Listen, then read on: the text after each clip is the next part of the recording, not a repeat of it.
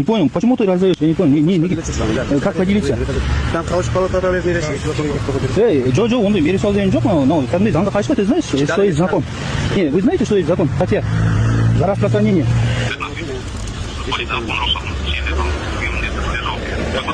Нет, подожди, Джо, пойдем, такого нету, джентльмена, иди сам, давай гуляй.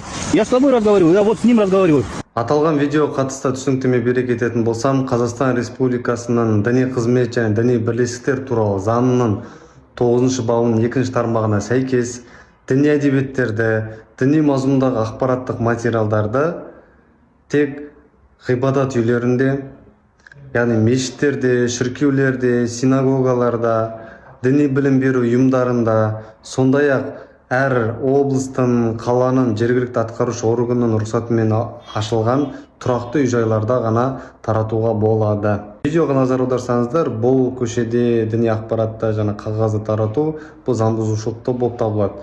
Және де бұл әкімшілік жауапкершілікке алып келеді.